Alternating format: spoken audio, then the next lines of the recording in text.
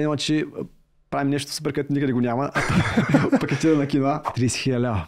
30 000 лева 2009-2010. Да, нас цялата инвестиция в магазина беше толкова. В мебели, в стока, всичко беше толкова. И не трябваше толкова да вложим. Тя машината е по-скъпа от целия бизнес до този момент. Да, такива решения си има мъжа, нали? Такива за бизнеса мъжа си взима решенията. Културата на хранене я правят предприемачите. Ако няма на рафта здравословен продукт, няма да се го купиш. Ще купиш каквото има, крайна сметка. И трябва ти е важно да успееш. Това също наистина ти е важно. Мащаба ни в момента, миналата година имахме приходи от 80 милиона лева.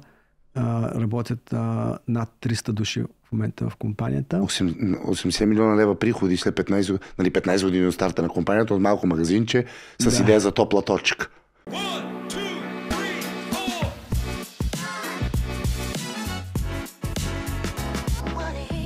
Ето ни отново в студиото на The Career Show подкаст, където разговаряме с успешни българи, за да разкажем техните истории и да споделим уроците им за кариера, бизнес и живот. Абонирайте се за нашия канал още сега и натиснете камбанката, за да не пропускате новите епизоди. А сега ви представям днешният ми гост. Успешен български предприемач, основател на компанията Smart Organic, един от водещите производители и дистрибутори на биохрани в Европа, чието продукти се предлагат в повече от 60 страни по целия свят. Казваме добре дошъл на Яни Драгов. Здравейте. Яни, приятно ми е, здравей. На ти или на вие ще? На ти, окей, Саша. Благодаря ти. Как си, Яни? Супер, добре. Днес не ми е, може би, най-добрият ден. Защо? Някои драми има в работата и някакси леко се чувствам... Тревожно? Да, леко тревожно, да. Сподели ни какво, например, се случва днес, което не е наред в работата? Да, най-голямата драма в момента не е с какаовата криза, може би, нямам дали се чувал. Четох някъде, но не съм задълбавал. Просто стана изведнъж се трупаха няколко фактора, които повлияха на пазара и реално няма просто суровина, което ние напоследък доста залагаме на точно на такъв тип продукт с шоколад. Mm-hmm. И малко сега драматично положение, трябва наистина много бързо да реорганизираме. В световен мащаб няма какао? Да. А какъв е проблемът? Работниците не искат да работят ли? Няколко фактора са. Първо, имаше такъв елнино феномен в Африка, който много намали реколтата. Mm-hmm. Също има някакви болести по дърветата в Африка. Изгарят дървета, защото заради тези болести ги спрат, които се разпространяват много. Тях отделно има все по-голямо търсене на какаови продукти. Искаш да кажеш, че една от любимите ли суровини, какаото... Ще стане много скъп шоколад. Ще стане много скъп? Да. Чухте ли? Сега, ако имате шоколади вкъщи, уважаеми дами и господа, ящи ги... По две. Не, по-бавно ги ящи, защото няма да има скоро. Как, например, се оправиш ето в една такава кризисна ситуация за твой голям бизнес, в който вие произвеждате за над 60 страни и сега нямате какао? Да.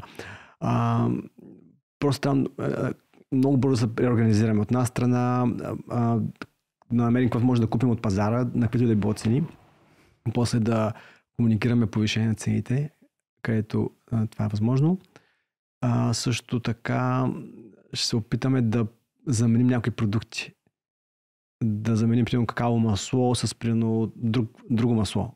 Mm-hmm. Което Той ще търсите алтернативи. Да, алтернативи, защото, за съжаление, това се очертава да продължи. Няма да е просто няколко месеца, ами по-скоро ще продължи няколко години, най-вероятно. Няколко години? Да. А като новина ли го казваш сега тук в нашия подкаст? Да, защото обикновеният зрител и слушател не се интересува от тези неща, най-вероятно навътре. И ти сега ни съобщаваш нещо, което е притеснително за всички нас. Особено които обичат шоколад. Всички обичаме шоколад. Или поне повечето от нас. Да кажа на дъщеря ми, че приключваме с млякото с какао. Много скъпо. Не може. Да. Според мен ще има някакво... Ще има катаклизми в този пазар, сигурно. То в бизнеса винаги има катаклизми. Да. И в твоя бизнес също е имало през годините много катаклизми, за които ти ще ни разкажеш, разбира се. Аз те започвам какво закуси тази сутрин. Тази сутрин по изключение закусих баница, защото майка ми беше на баница? Яни Драгов е ял баница. Art of Living, човек от 18 годишен вегетарианец, произвежда биопродукти. Яни, какво става? Да, баницата вегетарианска, нали? Вегетарианска баница. Без месо, нали? Тя без месо. Така че да. Аз не съм веган, нали? Аз съм вегетарианец много време. Майка беше на гости и моите деца много обичат баница. И тя направи сутринта и преди да замине. И Да. И хапнахте. Правя кратко прекъсване, за да обявя, че водещото кариерно изложение в България Кариер Шоу ще се проведе на 2 октомври в Арена Армеец.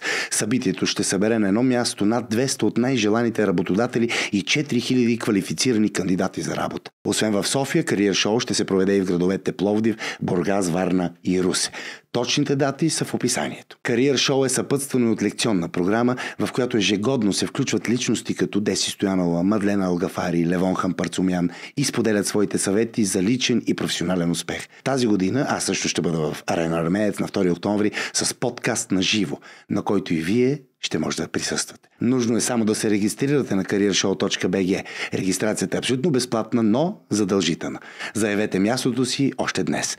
Линкът е в описанието за ваше удобство. А сега нека се върнем обратно към разговор. А обикновено какво закусваш, когато ти в режим? Да, обикновено си правя киноа или елда. Просто при нас правя сутрин медитация, си правя йога. Преди да си направя упражненията, слагаме я спирам, тя сама се досварява. Mm-hmm. И след това киноа с авокадо или с каквото има, с някакъв тахан. Mm-hmm. Какъв е бенефита? Какво е полезното, да кажем, на една такава закуска за човека? Някакси от известно време лично аз имам по-голямо желание да ям солени неща за закуска. Не нещо сладко. Преди ях много често мюсли, разновесни ядки с сушени плодове и такива, но после някакси повече солени неща. И това ми е вкусно от една страна. От друга страна, то все пак не е някакъв хляб с фили, които по-малко преработено е.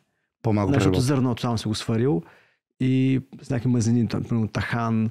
Натурални неща. Да, натурални неща. Като цяло нямам семпла храна. Нямам някакви много... Сега киноа може да звучи, че просто да не зърно. Може и да не е киноа, може да е вода. Каквото и да е. А примерно една вечеря на Яни Драгов как изглежда? Стек от карфьол?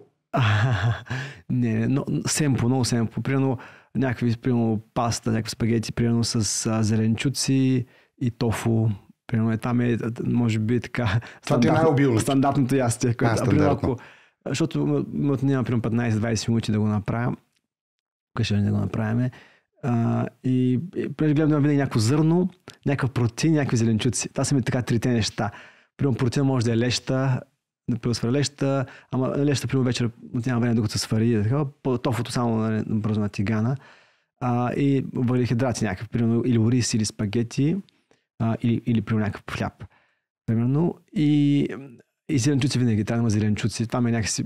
Първо, че обичам зеленчуци, пък то като цяло е хубаво. Зеленчуци да присъстват. Да, те си полезни. Пък и някакси обичаме вкъщи. Аз имам се така специална технология на приготвяне. Споделения. И като цяло стават много вкусни и такива много свежи. Просто слагам малко масло или ги с подправки. Слагам зеленчуците, но не ги пържа и веднага добавям малко вода. И така има някакси хем мазнина, хем вода и стават такива. Не са пържени, но не са изварени, защото като са сварени стават много меки. А така стават такива като хрупкави, но не са и твърди. И са много, много и така им запазваш невероятно и полезните. Надявам се. И става бързо и са вкусни, да. Яни, ще те върна в миналото, в твоето детство. Обичам да разпитвам своите гости именно откъде са тръгнали и как са израснали, в каква среда. Вие сте от Стара Загора. Да. Или не, ме поправи. Да. Подготвил съм се, Яни. Вие сте от Стара Загора и ти си от семейство на предприемачи. Какво беше твоето детство? Да, моето детство... реално аз съм роден 81 година, като падна комунизъм бях на 8 години. Така, 89-та, на 8-9 години. Преди това нищо особено. Нормалното детство в комунизма, знаеш как е. След това баща ми веднага някакси напусна работа и се отвори своя фирма. Т.е. той е работил за някого преди това? Той е в комунизма. Тогава, извинявай, да, точно така. Да, стартира си фирма, беше проектантска, проектираше и разни обекти, такива строеше строителна компания. Това, което се случи, баща ми почна да работи много. Той, може би, вътре в него той чакал този момент, наистина, когато наистина да може да развие нещо такова.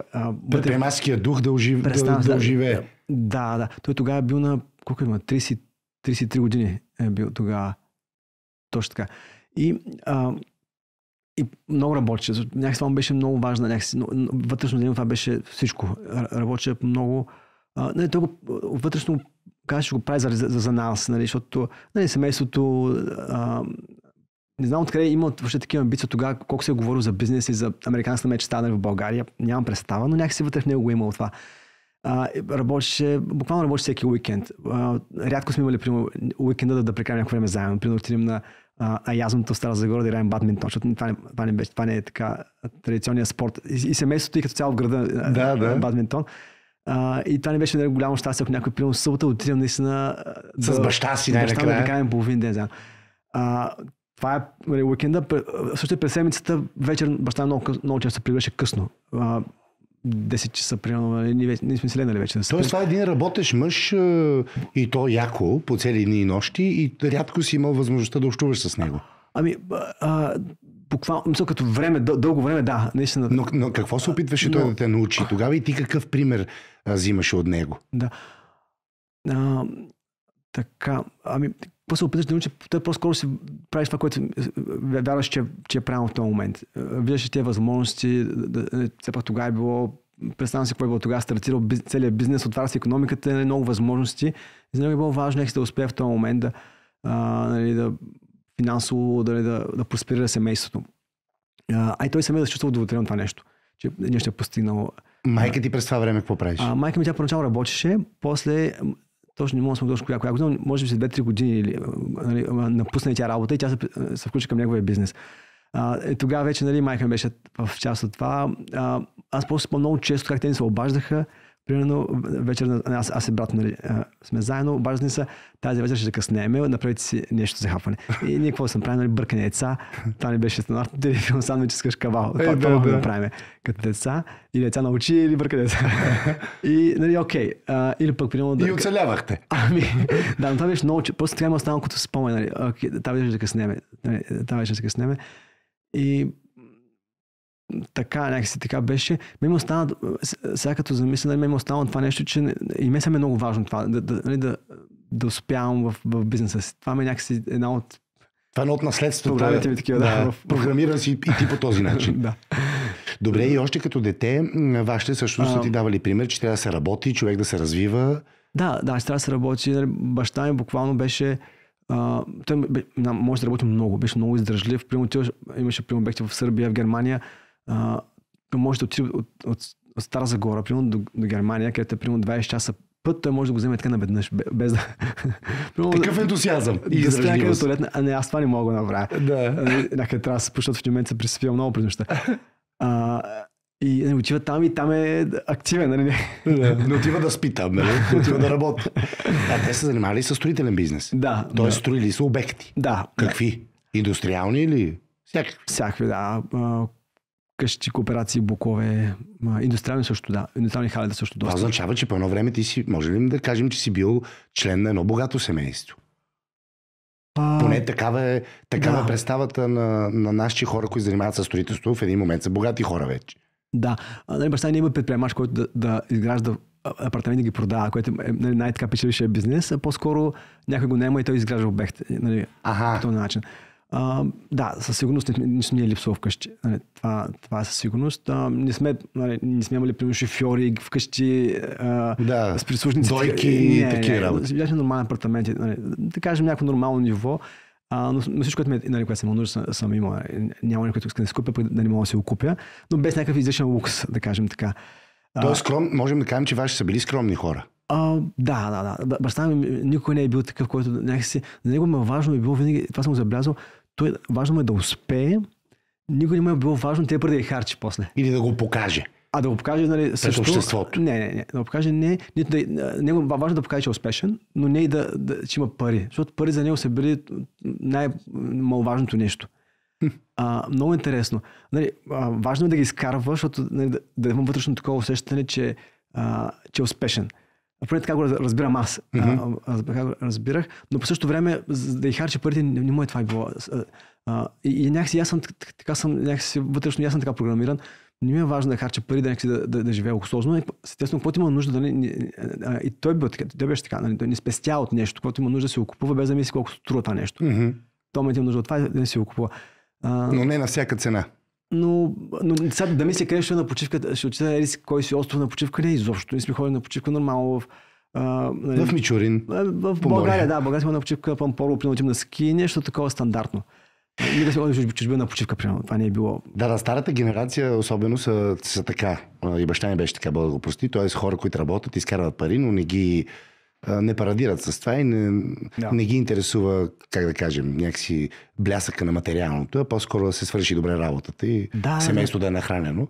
Такива по-прости разбирания, за разлика от днешното време, то е много различно от предишното. Аз мисля, хората, които не са си изкарали парите сами, като цяло не парадират толкова много. Или всякакви хора има, но като цяло не го правят. И това не им е...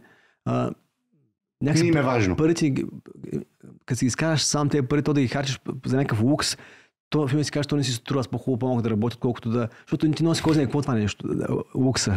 Това ми харесва. По-хубаво, по-добре по-малко да работя, нали? Отколкото да работя непрекъснато, за да мога да имам пари да ги харча. Да ги харча защото идеята да намалиш работата, да имаш повече свободно време за себе си и семейството. Примерно, да. Примерно. Да. И ти като тинейджър вече, Яни като тинейджър, какви интереси имаше тогава? С какво, например, ти се занимаваш и как виждаше своето бъдеще като професионалист? Така, моето семейство, майка ми, баща ми, дядо ми, те всички са инженери, строителни инженери, включително и по-големият ми брат. Той също записа да учи инженерство. И аз, нали, понеже някакси това, което правят всички, това никога не ми е било. Което искам да правя. Трябва да правя нещо различно. от тях. Като цяло не бяхме решили, че ако брат ми занимава с строителство, аз трябва да занимавам нещо друго, за да може да някакси семейство да е по-така диференцирано, да се допълним по някакъв начин. Ако бавно се правим едно нещо, няма смисъл. И моята идея е била винаги да занимавам с финанси. Това ми беше... С финанси? Да. Защо ти идва такава идея? Не знам, вътрешно ми беше. Просто, знаеш, като се родиш, имаш някаква именно аз това да питам на теб, защо така, откъде ти е дошло? Не, това нещо с пари да занимавам, нещо банково нещо, с инвестиции, това ми е било, отвътре ме идвало. Не знам откъде идва. И записах се да уча тогава в Германия. И тогава се колебах пак, защото всички учиха тогава програмиране, IT. Това беше в специалността, която всичките мои колеги учиха програмиране. Аз казах, не, щом всичко стават програмисти, значи ще в момент няма да има нужда толкова много програмисти и нещо друго трябва да правя. Ти виж как от малък още предприемаческо мислене такова логическо, нали? Правиш анализи и predictions. Не знам, но реших да се уча до финанси, записах се уча математика и финансова математика. В Германия. А защо избра да отидеш в чужбина, не си остана, например, да учиш в България? Тогава така беше някакси, беше по-качествено образование, така се смяташе, че имаш по-голям шанс за успех. Брат ми замина да учи в Америка, в Щатите. И аз, понеже баща ми имаше в Германия много обекти, аз ходих в Германия няколко пъти така, просто да при него на гости, да го видя какво е положението. И бях си решил, че уча в Германия. Даже бях си решил в Мюнхен, защото там беше баща ми. Града много ми хареса. Да, Мюнхен. Ще науча в Мюнхен. И само там кандидатствах. В Мюнхенския университет. И те сте приеха. И там ме приеха. И ти отиваш сам в Германия да учиш. Така че аз заради това бях учил и немски в немската гимназия преди това. Си бях го планирал като цяло още по-отрано, че ще уча в Германия. Ето, уважаеми дами и господа, Яни е от хората, които си планират още от тинейджерска възраст, какъв ще им е път. То едно планираш, после друго става, но специално да. Това е акцент, защото много от хората или част от хората нямат примерно планове. Те дори нямат планове. Да, което мисля, че е окей, защото всяка замисля, примерно тогава аз започнах да уча финанси и математика. Ако бях учил примерно бизнес, може би, ако мога да върна времето назад, бих учил примерно бизнес. Би сменил. Би сменил, но тогава примерно такава ми била нагласата. И какъв беше живота в Германия като студент? Разкажи ни малко. Германия като цяло образованието е доста такова самостоятелно. Само се оправиш. И първоначално беше малко шок. Защото аз мисля, че знам немски добре. Тук в Стара Загора, в езиковата гимназия. Съм един от най-добрите. Немски, няма проблем. И по математика. Бях най-добър по математика със сигурност. Били си по олимпиади? Не съм хора, защото не ми е било това целта. Но бях много добър мисъл в училище. Просто решах, че е така, без да се налага да уча нищо. Всичко ми е по-елементарно по математика. И отивам там да уча математика. Висша математика на немски. Всичко трябва да бъде наред. Няма нещо неизвестно. Обаче се оказа, че тъй като говорят немски, примерно в Мюнхен, там говорят много такъв баварски. немски. И аз в началото просто не можех да разбера. И не мога повярвам, че не мога да разбера. Викаш хора на какъв език говорят? Ама ние в учили сме учили немски. Примерно учим биология на немски. Не съм немски, всякакви глупости знаеш на немски. А да не мога да разбера. Всякакви глупости знаеш на немски, включително и биология. Да, не може да се разберем. Това беше някакво време от нея. А пък и отделно математика не можех да вдяна. Там учим някаква висша математика. Тя няма ли шок? Аз не мога да разбера за какво се говори. Беше голям шок. Тоест, минаха ли ти през ума идея да се прибираш в тия трудни моменти? Минало такова по-скоро. Чак до там някакси май не стигнахме. По-скоро чува се какво става, нали, какво се случва нещо, къде точно е проблема. И постепенно някакси мозъкът ми почна да привиква на логиката, защото вижда математика доста по-различна, отколкото това, като учи в училище. Там нямаше числа, примерно. Учиш кое в букви, такива, нали, от тези гръцките букви, почва от алфа до не знам коя се стигаш, научим гръцката азбука, но нямаше числа в цялото нещо. Яни в Германия, къде са числата, хора?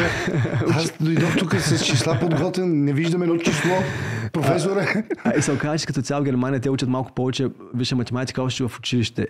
Ги подготвят. Тези, ако си тръгнал малко в тази посока, учиш доста по-мащабни интеграли, учиш. Аз не знам какво това интеграли, не сме учили изобщо. Пък тя се предполага, че трябва да ги знаем. И трябваше така да понаваксам някакви неща.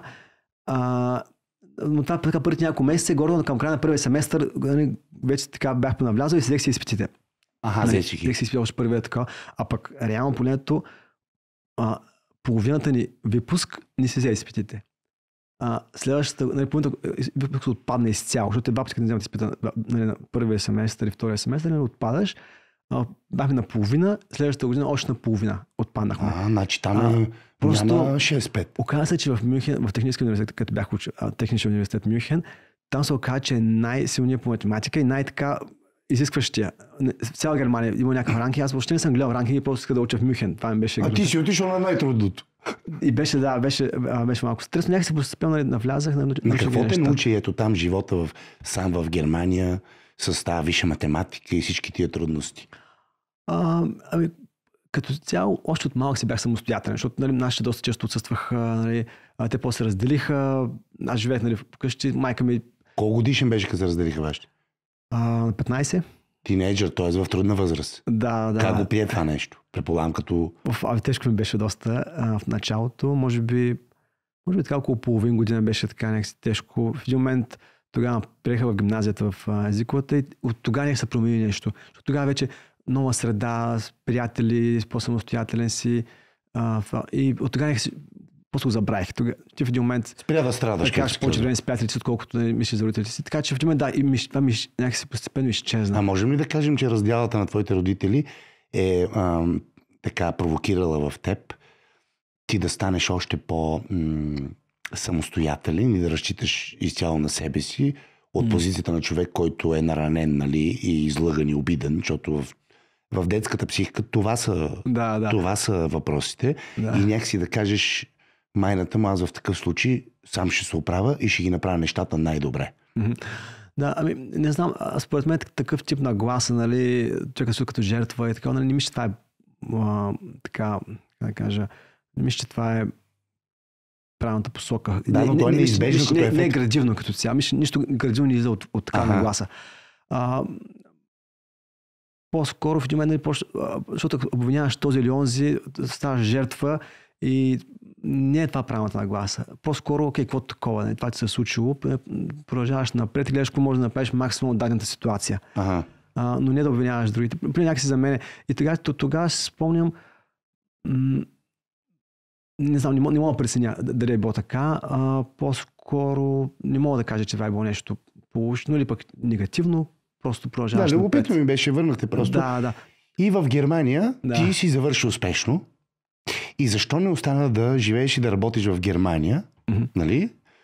Реши да се прибереш в България. Да. Така, първоначално аз бях решил, че това ще направя. Бях се решил, че няма да остана в Германия. Моят план беше винаги бил такъв. Това е част от плана. Да. Част от плана бил винаги, че там съм за малко. Не отивам там да уча и да се върна. Някакси имам тази нагласа, че България, ако всеки от нас отиде с катай някъде чужбина и си живее там комфортния живот, не ми е било това вътрешното усещане. Сякаш ще прави нещо, сякаш ще измамам нашето общество. Все едно предавам нашето общество. Предаваш нацията. Никога не ми е било. Винаги ми е било важно да бъда полезен, да допринасям. А не примерно да си моят живот някакси да си го наглася така и да ми е комфортно. Да избягаш, както се казва. Да живее като скот някъде в чужбина. Това не ми е било нагласата винаги. Така че бях се решил, там ще уча, ще се върна в България след това. И въобще това не съм го поставил под съмнение. Под въпрос. Нито за момент. И така и направи. Така и направих. И плюс това, често имаше и добра логика, защото тогава България всичко се развиваше тогава. Не тук беше стартирала фондовата борса, финансови компании, въобще всичко стартира наново. В Германия аз там правих един стаж, докато ме приемат един стаж, то беше така борба да ме приемат на стаж, където на други ти плащат работеща. Ти викаш, представям си какво е тук да правя кариера. Да. Много зор ще видя. И като цяло едно консервативно общество, където бавно всичко, много бавно се развиваш като в иерархията. Аз тук почнах на позиция портфолио менеджер. Аз ще те питам, като се прибра в България, каква ти беше първата работа тук вече, дипломиран? Да, аз в няколко компании проактивно, защото нямаше много позиции за финанси, приехам в TBI, Asset Management, като портфолио менеджер, което нереално, аз бях джуниор портфолио, аз нямах никакъв опит. В крайна сметка, това беше първата работа изобщо, но на нашата компания тогава управляваше активите на пенсионни фондове доверие и на много големи компании. И трябваше да анализираме подходящи инвестиции. Тогава в екипа аз просто анализирах, давах предложения. Къде е добре да се инвестира пари? Да, беше много интересно. Реално на такава позиция никога не можеш да почнеш в Германия тук така. Просто със съвършването. Да. Тоест тук ти се даде такава възможност. Абсолютно, да. И беше много интересно. Колко години го работи това нещо? Около 3 години. Това като цяло беше моята работа мечта. От малък си мечтах, занимавам се инвестиции. Това беше нещо. Но след 3 години реших, че чак толкова не знам какво толкова съм го мечтал това нещо. Като го видя действително.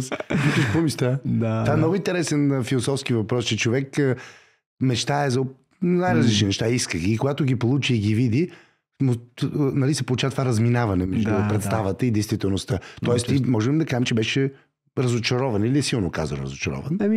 Но не вече влюбен. Бях казал, разочарован, просто скоро такова сблъсках се с реалността и имаш някакви такива, идеализираш някаква представа, идеална представа за нещо, после то се е работа. Отиваш там 9 до 6, в този офис си забит пред компютъра, какво да му харесваш, крайна сметка. Да, по цели дни. Да. И как реши да напуснеш? Ти към този момент имаш ли семейство вече? Не още.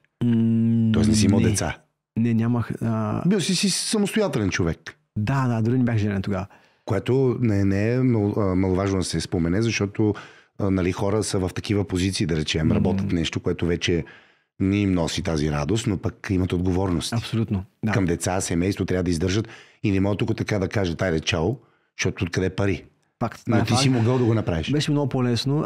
От една страна не ми е било проблем да се притеснявам какво ще имам да ям сега днес и утре, защото някакво време има някакви малки спестявания, просто семейството ми не е проблем да се издържам. Връзваш двата края. Да, ще се оправя. Нямах деца, на които да ги мисля, сметки да плащам. И как го реши? Много ми интересен на периода на решението да напуснеш и как да поемеш в нова посока. Да. Това го обмислях на известно време, така може би от една година преди това имах тези желания. Обмислях го, така говорих. Трябваше ми нещо конкретно да имам като какво да направя, сега пак какво ще правя като напусна. И в един момент просто си казах, просто да напусна, защото после ще видя точно какво ще правя. Имаме представа първоначално тогава с семейството ми, с майка ми, с брат ми, да занимаваме с техния бизнес, с строителство. Това ми беше. Тоест ти да продължиш в семейния бизнес. Да, само че вече, обаче да бъдем като предприемачи. Обаче това, което се получи, точно тогава, това беше 2008 година, имаше криза дойде тогава. Точно, нали, аз Да, напуснах. икономическата криза. Да, криза, имотите почнаха да падат цените и не беше момента изобщо за такъв тип дейност. Така че бях напуснал работа, но пък това пропадна като идея. И реших да занимавам с първоначално такива финансови консултации. Бях на 28, никакъв нетворк от хора, които познавам, освен нали, тези среди, които малко съм нали, тези няколко години, но просто реших да занимавам на компании, които моята идея беше така да не помагам да се намерят финансиране. Това беше идеята. С ентусиазъм, но нямах представа с какво се захващам. И разни приятели, такива двама-трима клиента, които им помогнах тогава, но не беше нещо, което може да се издържам. Въобще не вървеше добре. Положението въобще не беше добре. И какво? И тогава се намерих партньора в живота. И тогава се оженихме. Тогава се оженихте? Да, тогава се оженихме и това става, аз пробвах с този бизнес, той не се получава. Това отива някакво време, около година, междувременно с партньорката ми, решихме да се оженим. И после дойде тази идея от майка ми. Да, това е много любопитен момент. Искам да разкажеш как майка ти всъщност ти дава идеята за днес имаме Smart Organic, можем да кажем и благодарение на майка ти. Ами да, до някъде. Това, което стана всъщност, тя беше в София, беше на гости и някъде бях някакъв биомагазин, купувахме някакви неща. Действото се развива 2009 година. Да. Не 2008-2009, да кажем за хората още веднъж. 2009 година. Защото това са времена трудни за... Икономически, да. Икономически и трудни за биохранене на българина. Даже това въобще не се е сещал. Имаше два биомагазина в София. Това беше. Имаше два магазина, такива мънички специализирани магазини. И тогава просто така майка ми подхвърли, що не отворим един биомагазин. Защото аз подарих тук, че в Германия биохраните не бяха толкова скъпи, колкото са тук. Спомням се, аз бях студент. Нали, не съм си купувал само биохрани, но съм си влизал там, купувал някакви неща. Там по това време има култура на хранене с биохрани. Аз тогава за първи път видях такива биомагазини, бяха големи биомагазини, колкото един, примерно, малък супермаркет, да кажем, магазини. Виждаш ли какво нещо? Да. И постепенно... Да, и тогава тя подхвърли тази идея и аз почнах така малко да ресърчвам, да проучвам нещата. Писах на разни компании от Германия, на такива дистрибутори за биохрани, производители, защото в България нямаше никакво производство тогава на биохрани. Тоест ти започна да си правиш нещо като бизнес план? Да, по-скоро да проучвам въобще. Не по-скоро бизнес план, по-скоро да валидирам идеята, да видя има ли ниша. Да валидираш идеята. Да, и примерно взех оферти примерно от дистрибутори в Германия и от брандове, такива немски брандове биохрани. Видях на какви цени се продават в България тези храни и да видя, примерно, има ли марш в цяло това нещо, защото така се получава. Видях, че има много голям марш, защото това, което в България беше много скъпо тогава. Аз спомням един пакет киноа, примерно струваше, беше двуцифрено число, нямам точно 15 лева ли беше. И то за уния години. 2008-2009, 15 лева за пакет с нещо. Сега струва, примерно, 5-6 лева един пакет киноа в момента. Тогава беше толкова скъп. И си казах, вау. И видях, че Германия цената не е толкова висока изобщо. Примерно, там евро и нещо, примерно 2 нещо. Нали? Има много мегда, нали, за маржа по веригата, за дистрибутора, за да мога да се плати на всички. И да остане нещо и за семейството. Да, точно така. И казах, окей, ще отварям биомагазин. После... ти го реши направо. Реших. Ти го обсъдихте с жена ти, предполагам с... Аз спомня, по-скоро не, защото баща ми знам, че такива решения си има мъжа, дали такива за бизнеса си мъжа си взима решенията. Ти си го взимаш това тихомълко. Може да съм го споделил, но не като с идеята да искам одобрение или нещо точно. Поне нямам спомен да сме го говорили по този начин. Може би тогава жена беше, тя се съгласяваше по-скоро също, не е имал някакъв конфликт в това отношение. Това е сега бившата ми жена. Да уточня. Извинявай, Яни, защото аз не съм се интересувал толкова от личните живот, за да не, но това ти е първата жена. Сега вече си имаш друга жена, с деца от нея вече. Не, имам деца от първата ми жена. Извинявай, добре. Няма, аз съм така. Имам няколко жени. С новата ми жена нямаме деца, но имам деца от първата ми жена. Разбрах. Добре. Тогава с нея, и почнахме да търсим. Всъщност първоначалната ми идея беше така, аз като живея в Германия, като учех после магистратурата ми, като учех, И точно там до моя университет имаше едно магазинче, което всеки ден на обяд, бяха мъж и жена го движеха. Беше някакво семейно бизнес, че всеки ден готвеха по едно вегетарианско ястие. Имаше една супа, една салата и едно ястие. Всеки ден различно, но едно. И ти отиваш там и казваш, нали, едно от това, което има. И то и каквото е такова. Всеки път е различно. Днес е на хубаво, утре ще е леща, други не знам какво. И аз казах, колко хубав бизнес модел.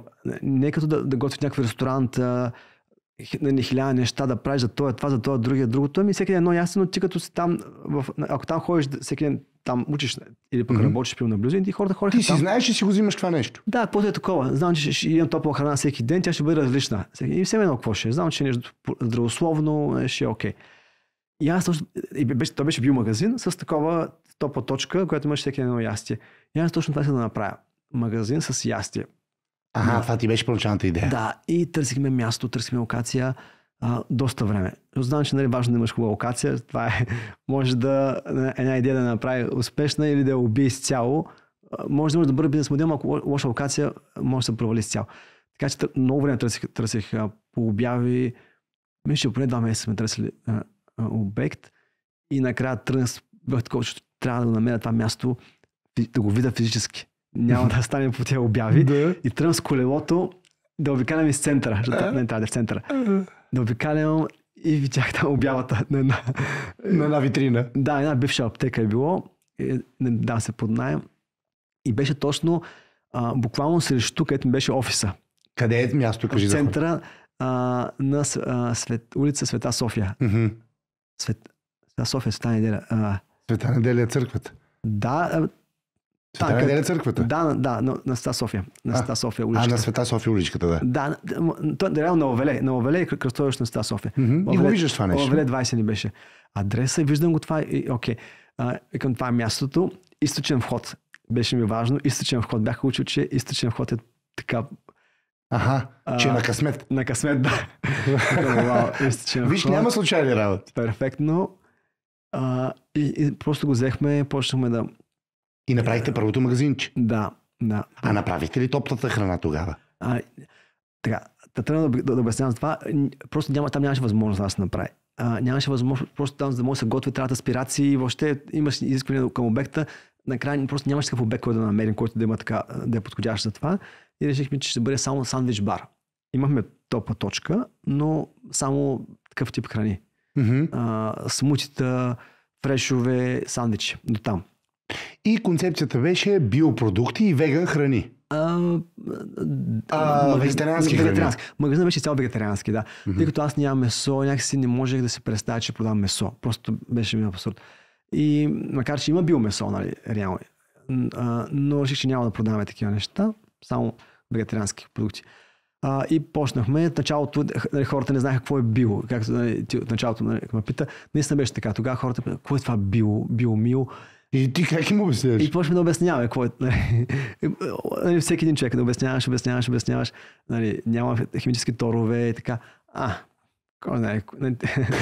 Кой знае какви шашми са тук? Да. Вика, дай 2 кила телешко, дай 2 кила свинско. Но някакси имаше хора, които чуваха това нещо и го приемаха като идея. Как тръгна бизнеса от малкото първо магазинче на Левеле? Стартират сравнително добре. Хубавото беше, ние имахме първоначално внос на продукти. Всичко ни беше директен внос. Ние бяхме си и дистрибутори. Имахме по-голям марж по веригата. Имаме марж на дистрибутора и на магазина.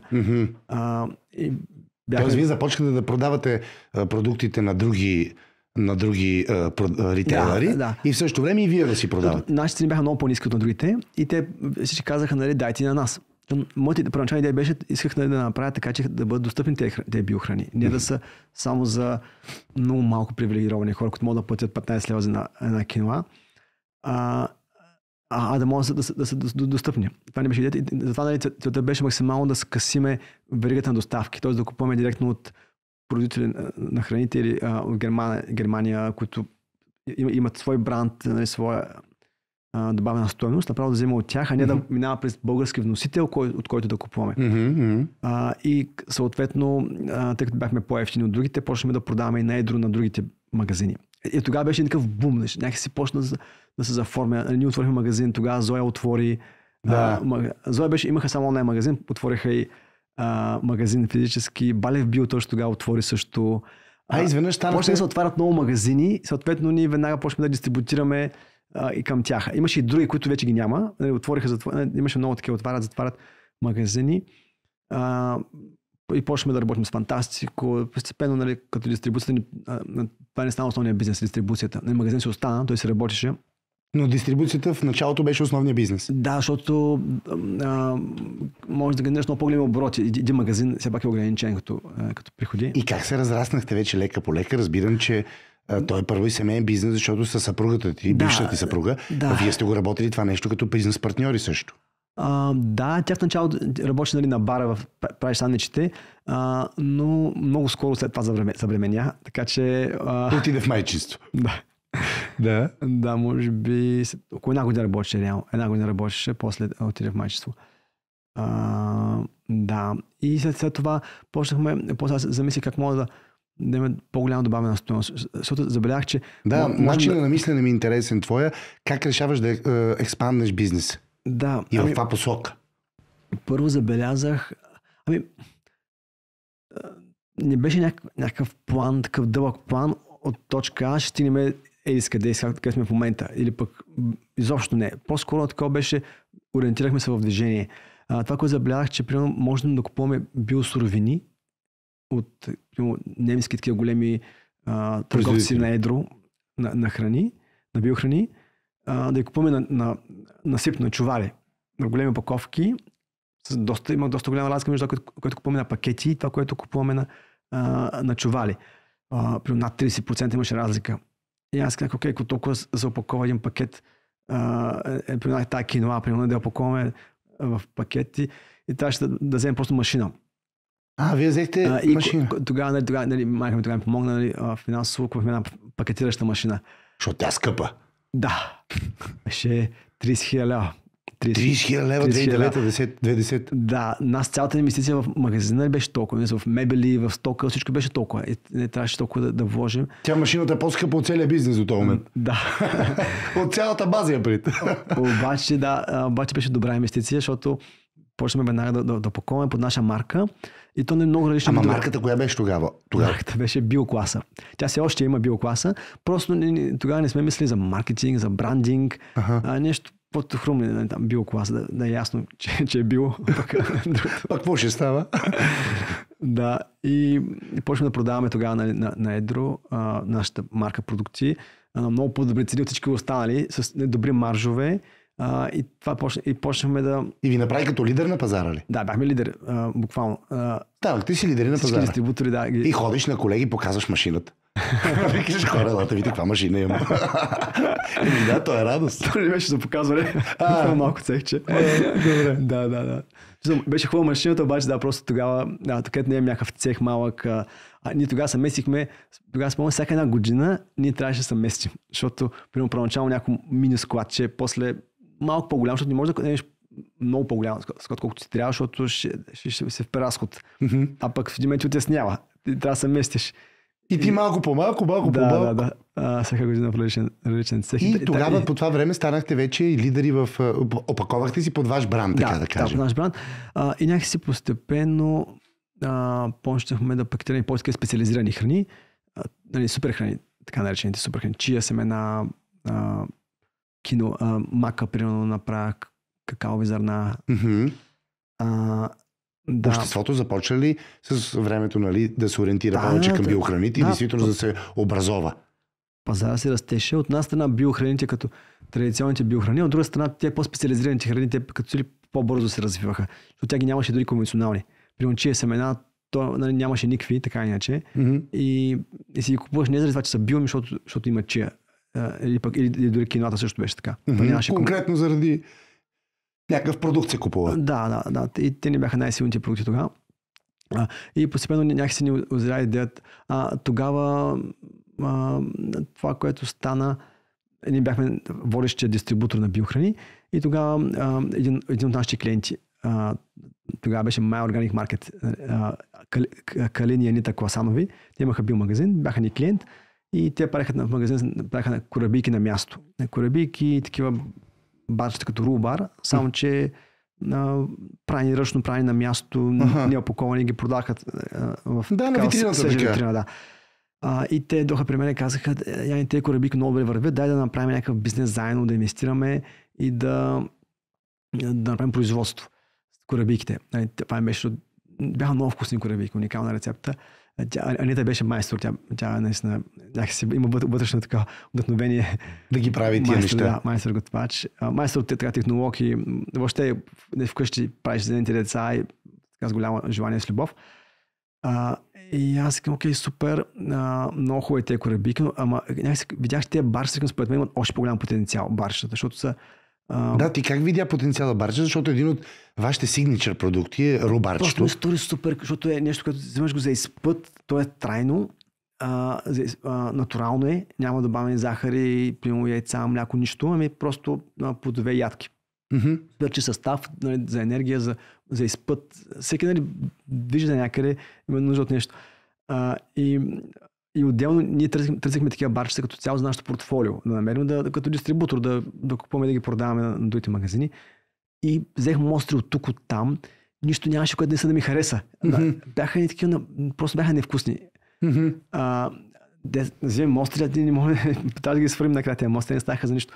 И сказах, окей, ако за нас това не, ако ние имаме проблем да намерим хубави барове, може и другите ще имат същия проблем. Да, другите магазини, да. И така, че с тях почнахме. Просто беше уникално съвпадение на нещата.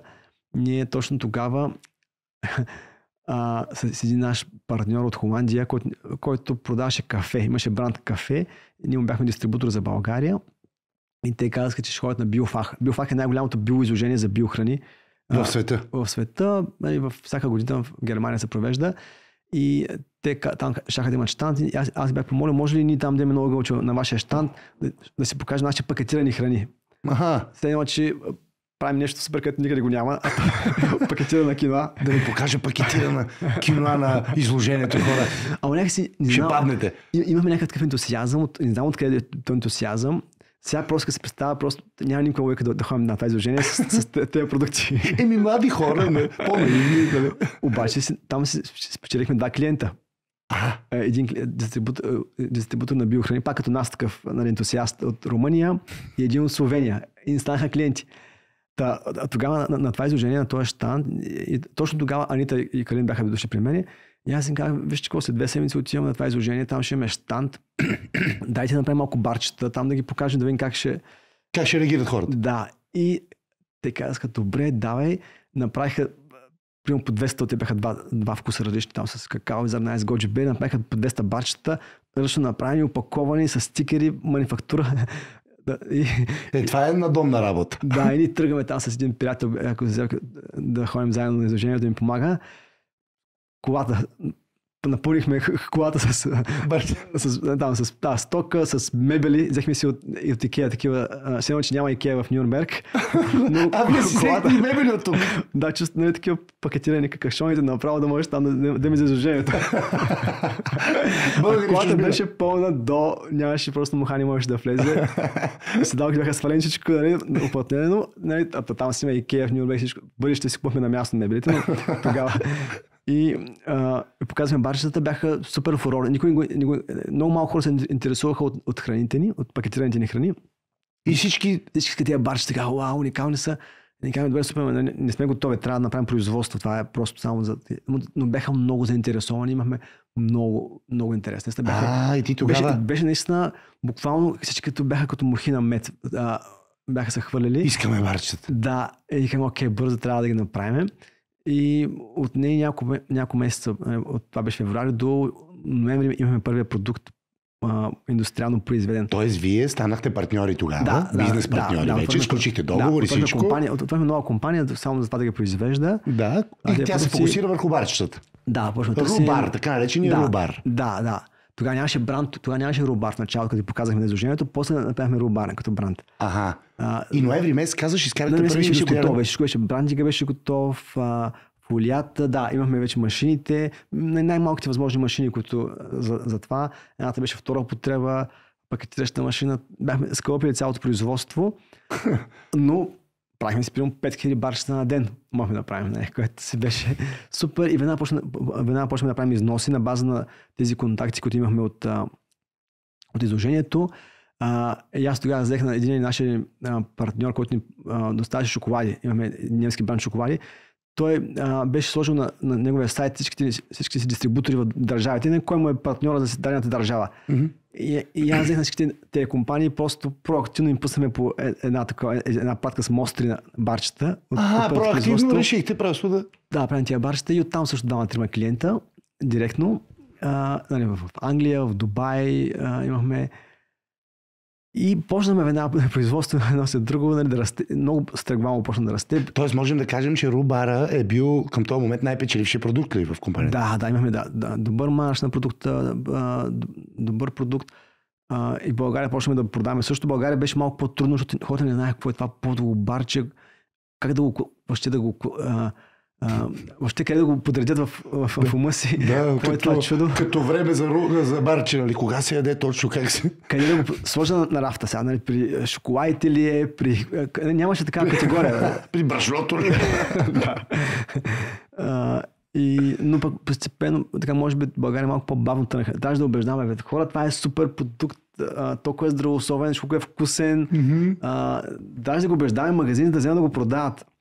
Макар че беше на много по-добра цена, България продаваме много ефтино, защото ние в България сами сме си дистрибутор. И сами си го произвеждате и всичко. Да, всичко. Да, и беше на уникална цена. Примерно в България беше на, знам колко, примерно лев и нещо, примерно лев и 30 в Германия, тортико беше същата цена в евро, примерно. Двойно по-скъп. И нищо, те хора, как ще така тортико изпускат. Но с така убеденост продавахме. Научихте ли ги лека по лека? Постепенно почнаха, хората се понаучиха. И всъщност тогава започва това като пробив, нали, нов пробив на международния пазар с рубарчетата, започвате да ги продавате. Да. Само, че разбирам, че в този момент се е случила някаква криза между вас. Говоря между партньорите. Да, не ми казвам, че е голяма криза. Работихме си. Това, което се случи по-скоро, значи те като партньори се разделиха в семейен план. Те се разделиха. Нашата компания, аз имах моя компания, която беше дистрибутор на храни, те имаха отделно имахме тази обща компания, която имаме. Аз притежавах от нея 51% от тази компания, защото бях инвестирал в нея. Те бяха, техния дял бяха останалите. Някакси имаше логика цялото да стане едно нещо. Аз им първоначално предложих, вижте какво да ви заменя дяловете, вашите дялове срещу дялове в общата компания, как ще стане. Те не се съгласиха, после предложихме да им купя дяловете. После имах такива преговори за цената, финансиране трябваше, защото ние всички приходи, те години растем много бързо и ни трябваха много пари, всички приходи сме изкарвали, сме ги влагали в бизнеса обратно. Вие сте реинвестирали? Да, всички бъде реинвестирано, нямахме прямо фондове да инвестират в нас или... Нямахте свободни пари така? Или големи кредити да взимаме. Не, нямахме свободни пари за това нещо и тогава трябваше да вземем кредит. Бяхме взели пък един кредит преди това да купим една земя, да си направим наш завод. Бяхме купили един бивш хлебозавод Нилана в Княжево. Бяхме го купили с един кредит от Европейската банка EBRD. Имаме този кредит и беше малко на такова сложна ситуация, как да направим. Имаме добър бизнес, който печели и изкарва пари, но нямахме такива свободни пари. Това е много важен момент за нашите слушатели и зрители, защото те си мислят, че всичко е много романтично. То не е, разбира се. И е свързано и с кредити, с отговорности, с пари, с неща. Да. И какво става в този един момент? Как се разбирате в край на краищата? В този момент... защо се налага да се разделите вие? Не, че се налага, по-скоро. Ние си продължаваме да се движим бизнеса. Просто имаше те разговори като цяло. И как се реши казус? Казус се реши накрая. Една от банките, с които работихме, тя ни предложи, защото трудно беше, че реално банки, аз мога да взема кредит, но те ми казаха, имате ли договореност, толкова ще струват те дялове, черна бяска. Не, аз трябва да направя предложение, не мога да им предложа без да имам покритие. Как да им предложа, като нямам парите в джоба? Ето, искам да ви дам едни пари, ама не мога сега точно. Беше малко параграф 22, но една от банките тогава подходи малко по-отворено казаха, окей, до такава сума може да ви отпуснем пари. И аз вече знам, че те пари мога да разполагам. И вече предложих им, те се съгласиха в един момент. Взех кредита. И откупи. Да, взех кредита, да рефинансирах, защото трябваше да рефинансирам един кредит и беше тогава малко така рисковано, защото наистина взех няколко милиона кредит.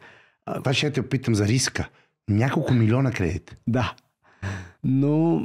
Добре, какво е усещането човек да го разбере? Значи, първият път, като взех кредит, беше по-рано, точно когато не мога да спомня, може би 2012 година, взех първия си овердрафт. Просто да имам за оборотни средства, да мога да купя стока и да мога да продължа.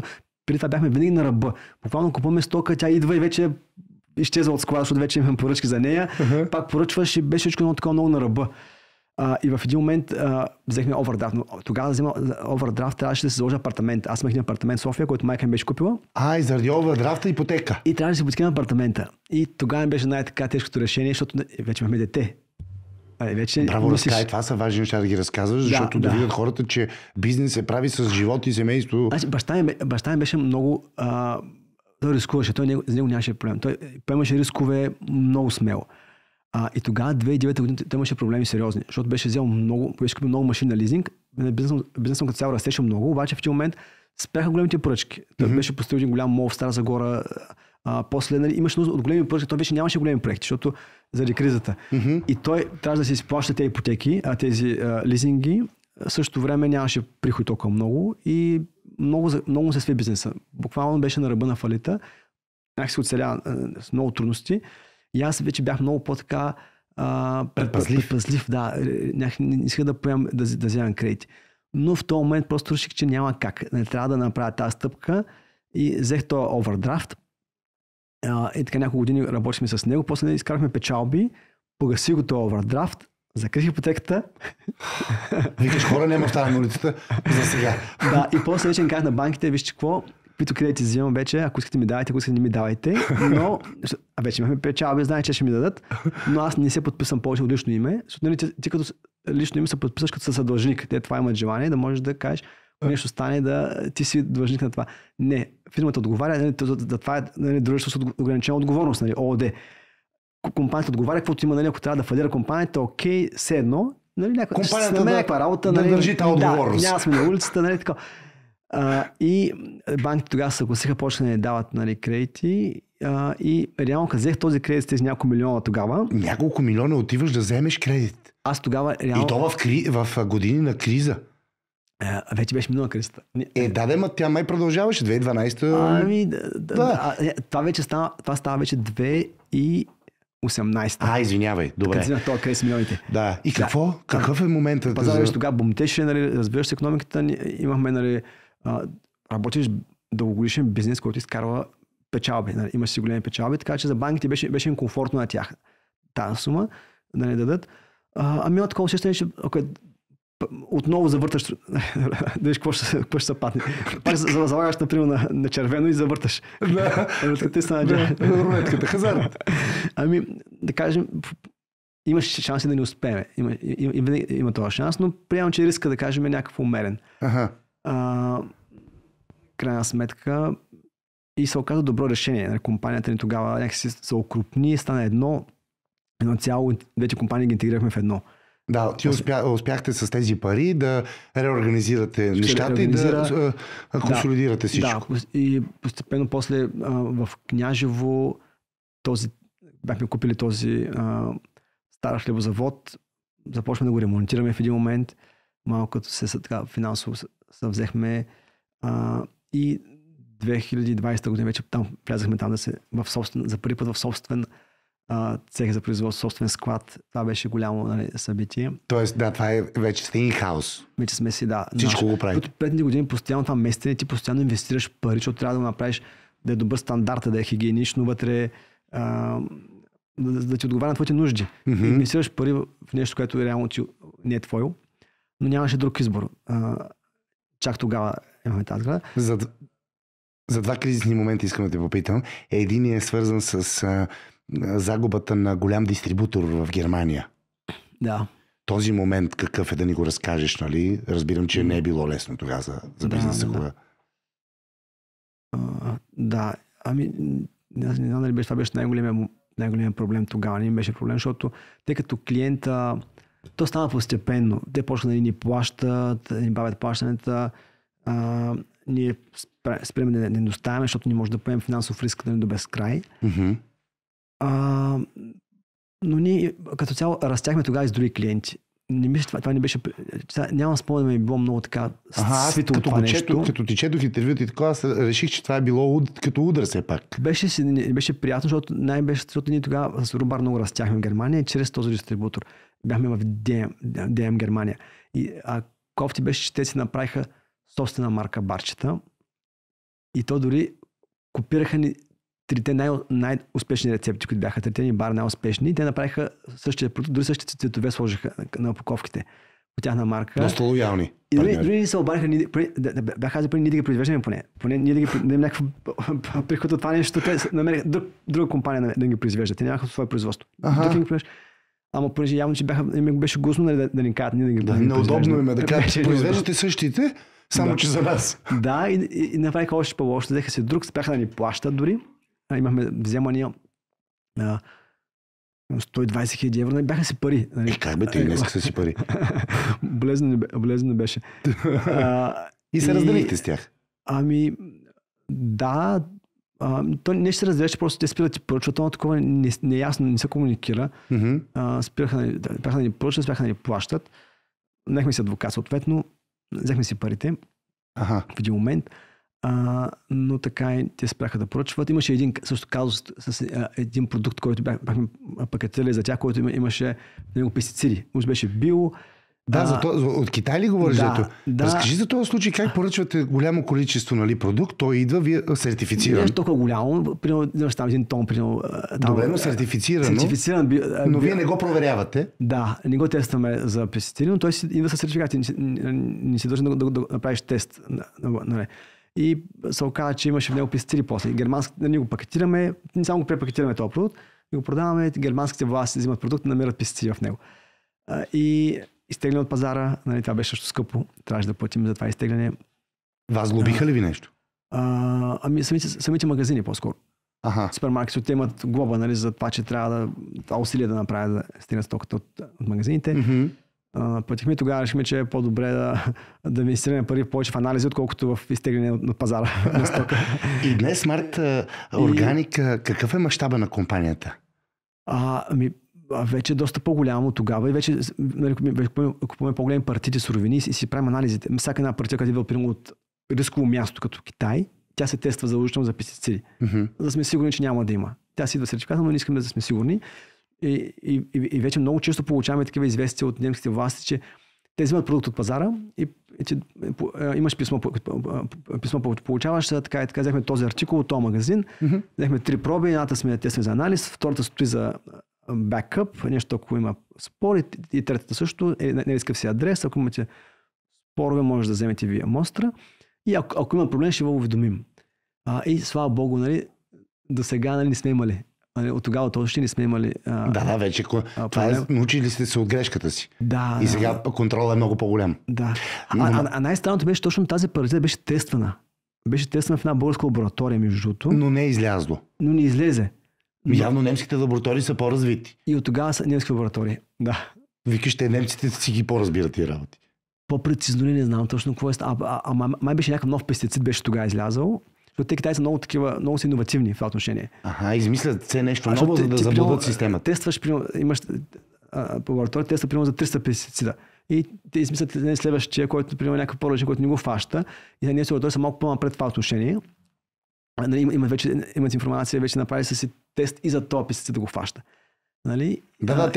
Ние наваксваме, докато те... Реално нямаме вина в случая, обаче реално никой не те пита да имаше вина, нямаше вина. Трябва да си свършиш работата. Трябва да си поемеш отговорност. Поемеш отговорност, това е. И тогава взехме решение да тестваме в Германия. 200 евро. Мащаба на Smart Organic днес ме интересува да ми кажеш. Наистина, как продавате, какво продавате, изобщо този бизнес, колко души работят вече във вашия бизнес? Да, мащаба ни е в момента, миналата година имахме приходи от 80 милиона лева, работят над 300 души в момента в компанията. 80 милиона лева приходи след 15 години от старта на компанията, от малко магазинче с идея за топла точка. Да. Браво. Браво. Не мога да кажа как се случи това цялото нещо или че е било планирано. По-скоро сме гледали къде имам възможности и сме се преориентирали през годините. И да, и тук може би е момента да разкажеш на хората, които ни слушат и ни гледат и се интересуват от това да започнат собствен бизнес. Малко съвети да им дадеш, например. Нещо, което смяташ, че е важно те да знаят. Да. Много интересно. Аз сега замисля, не мога да кажа какво съм направил, че така да се е случило. И като ми този въпрос ми е много така трудно да кажа, защото в крайна сметка много неща стават някакси, просто се случват с живота. И ти не можеш да кажеш, че сега, защото съм много бях предприемчив и това направих и успях заради това. Ема сега вече имаш целият опит. Да, по-скоро някои такива качества които, на характера, които помагат, бих казал, които са помагали при трудни моменти, мога да кажа, а не конкретно нали, като стъпки. Едното нещо е, което ми е помогнало сигурно, това да може да като имаш казус, като имаш труден проблем, да можеш някакси да го разделиш на малки проблеми и един проблем да ги адресираш. Всеки проблем, който е огромен, някакси като го разделиш на по-малки части, си кажеш, окей, нали, това може да се свърши, това може и постепенно се решава. Това е от математиката. Всяка голям проблем, който ти дадат, някакси като разделиш на малки части го решаваш.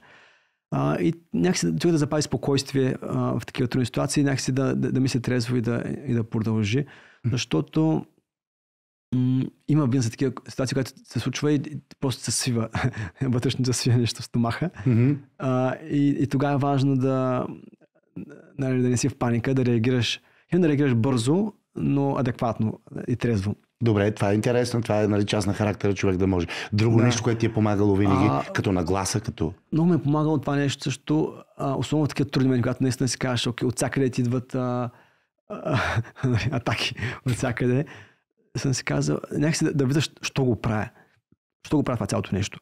И какво ще стане, ако утре няма. И ако отговор е само това, че трябва да се намеря друг доход, не е добре. И това, което ми е помагало, като видя, че всъщност това, което прави, всъщност е много полезно. Има голям принос за това общество. И трябва да намеря някакъв начин това да просъществува. Тоест мотивацията ти е ценността на продукта. Да, и като цяло приноса за хората, защото знам, че има тези продукти, знам колко хора са доволни от това, че ги има, че могат да ги потребяват, защото в крайна сметка културата на хранене я правят предприемачите. Ако няма на рафта здравословен продукт, няма да се го купиш. Ще купиш каквото има, в крайна сметка. Културата на хранене я правят предприемачите, това ми харесва. Правят хората, които занимават с това. Ако се занимава с този бизнес. Цялата верига, нали, и магазините, те вземат решение какво да сложат на рафта, крайна сметка. Има и хора, които са супер педантични, които ще поръчат стока от къде си да се намерят какво трябва. Но те са малко тези хора. Масовия потребител отива в магазина и се взима каквото има от рафта. Добре, мотивацията казваш. Мотивацията и някакси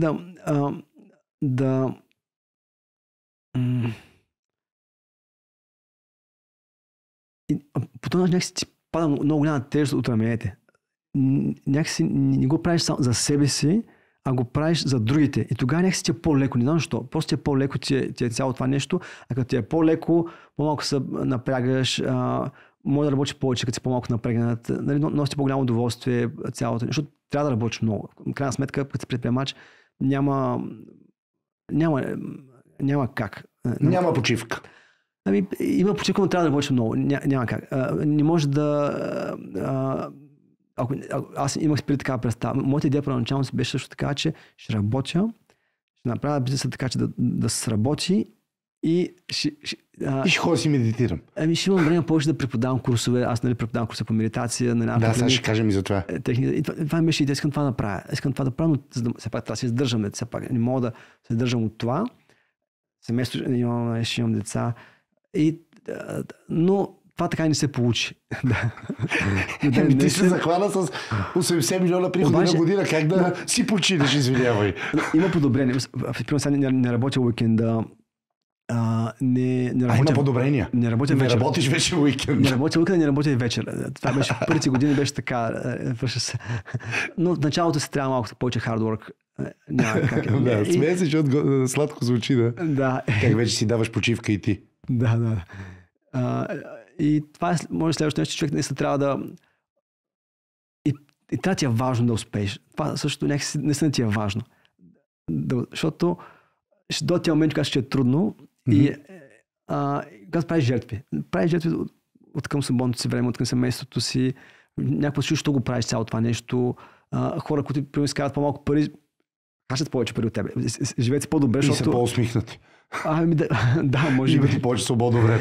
Това за усмихнатото, знам, че зависи от други неща. Има и такива. Да. Но да, някакси чуш, що го правиш понякога, ще кажеш. Обаче днес, ако не съм, че по-важно ти е това да успееш, отколкото примерно да се наспал днеска или да правиш някакви жертви в личен план.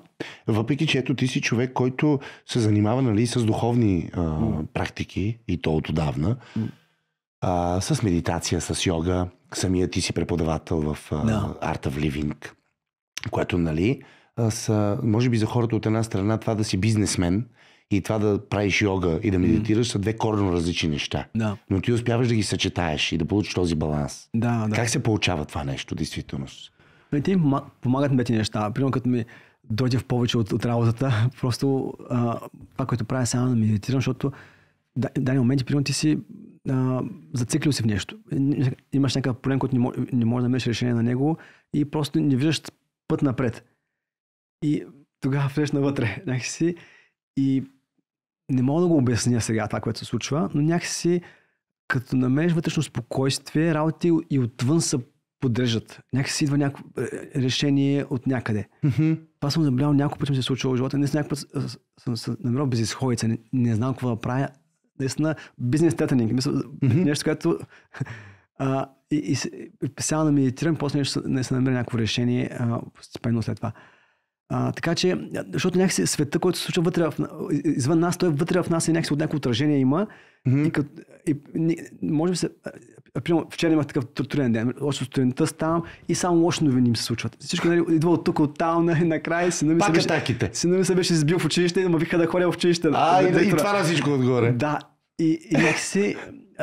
А пък като имаш добра нагласа... Ето в такъв момент, примерно, дето изведнъж става хаос в главата, звънят телефони, синът и хора. Какво правиш точно в този един момент? Започваш да медитираш ли? Аз медитирам сутрин и вечер, изчакам все пак да ми дойде време за медитация.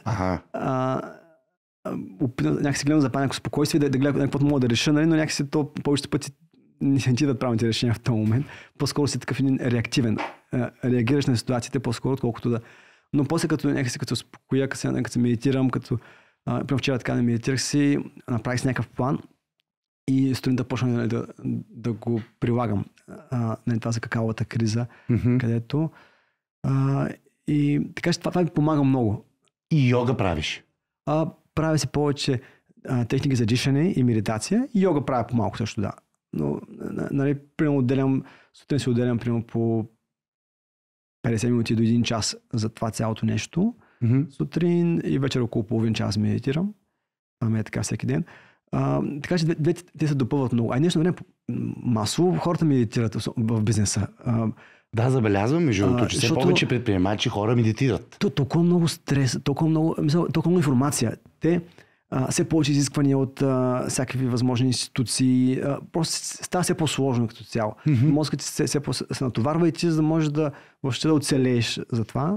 Според мен трябва да медитираш, то няма как. Или трябва да супер стресиран, постоянно си напрегнат, което не върши работа за никого. В Art of Living, на какво така основно се опитвате да научите хората? На този баланс между работа и живот ли, например? Точно така. В Art of Living целта е хората да си живеят живота, да бъдат щастливи, да преминат през трудните ситуации с усмивка.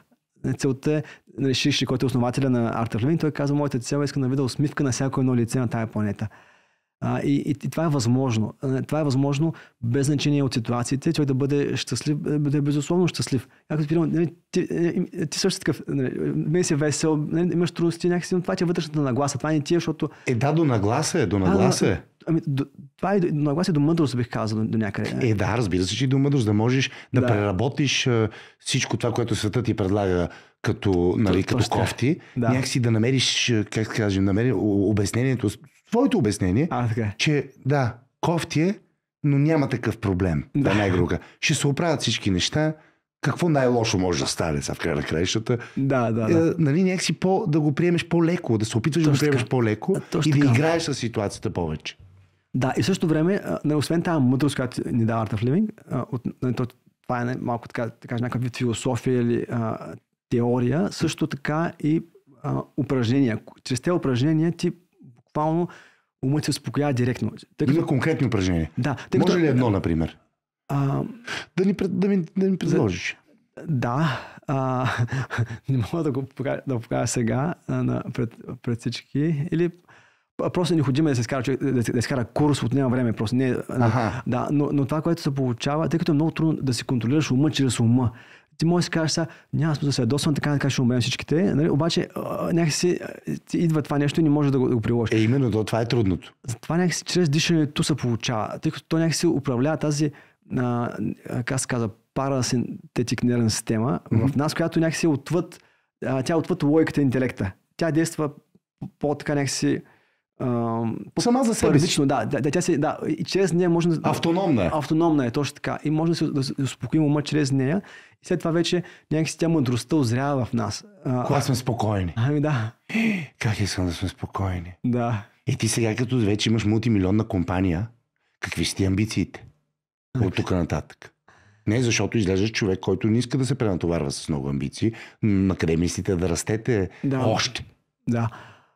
Моята цел е да имаме по-голямо въздействие върху хората. Все още това, което правим като продукти, те са все още много нишови, много малко хора още се възползват от тях. В момента целта е да направим по-автоматизирани производства, които да намалят себестойността на продукта допълнително, да могат да свалим цените и повече хора да могат да потребяват. Да стане още по-достъпно. Още по-достъпно и по-масово, Това е основна цел. Здравословна техника, точно така.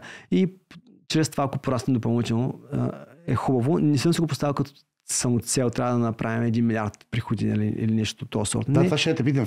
Като един финансист по душа и по работа от години, не си ли поставиш някакви финансови цели? По-скоро краткосрочни. Примерно за тази година целта ми. Каква е? Гледам малко напред.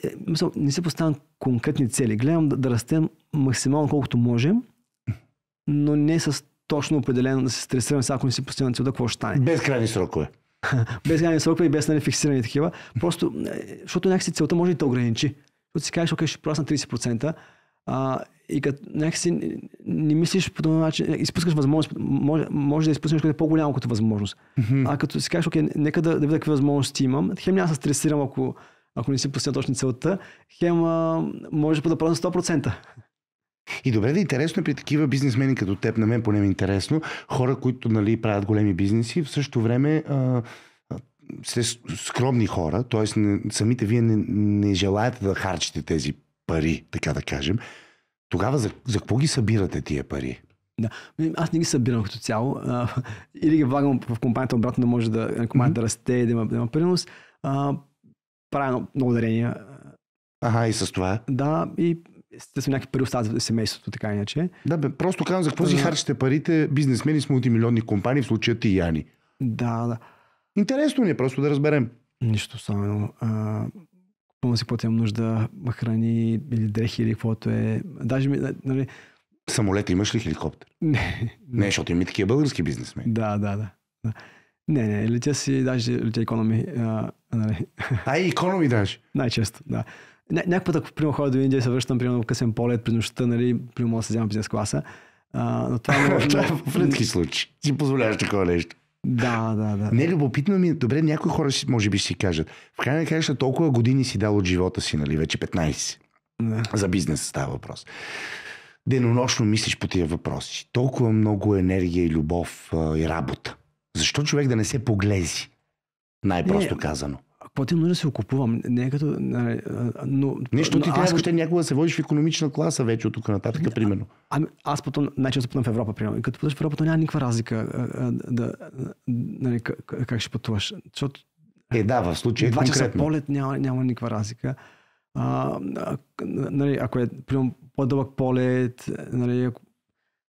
Или нещо друго казваш, защо не си купи някаква страхотна къща или да иде някъде на екзотична почивка с неговите... аз направих... Защо не си купи сателит? Не знам, нещо. Вана с мляко и 2 диаманта. Трябва да го мисля, какво още един проблем. Още един проблем, какво да си купа, нали? Ако трябва да се знам какво да си купя, да си покажа парите, не. Имаме си къща в Кокалене, направихме къщата. В нашото село. Кокалене, браво бе, Яни. Разбрахте, от кога живеете там? От 7 години някакви. Добре сте, защото ние от 93-та. Да, ние сме стари кокаленци, така да се каже. Страхотно е мястото, нали? Да, спокойно е. Ако трябва да го мисля, ако трябва да се купя някакво по-скъпо нещо, трябва да го мислиш всяко нещо. Всяко нещо е ангажимент. Някак си ми е по-спокойно, като не мисля. Да, по-скоро ти си в тази философия, че искаш, нали, живота да се упростява, отколкото да се усложнява. Да става по-семпло всичко. Simplicity. Мен е важно да бъда щастлив. Това, което кажеш, нали, толкова години съм вложил живота. Аз тези години не мога да кажа, че съм ги вложил. Сега ще вложа тези години и след някакво време ще имам полза от това и ще бъда щастлив и се наслаждавам на това, което съм постигнал. Нещо, това е една от логиките. Да, но ако някой така разсъждава, според мен накрая ще каже, не си струваше. Да, ще кажа, за какво беше всичко, нали? За това ли беше всичко и ще чувства пресакан. Защото гони резултат. Не, като има някаква куче, примерно гони с колата си, някаква куче тръгват гони. И примерно настига и какво прави, няма какво да направи, нали? Мисля, да чувстваш супер такова тъпо, нали? Поглежда така, нали? Си ви каза, за какво го правих това? Да. И така ще бъде човек, според мен, ако го прави само с тази цел, нали, да натрупа някакви пари и да покаже, защото да, хубаво е да имаш някакви пари, колкото да ти е спокойно, да не мислиш за това нещо.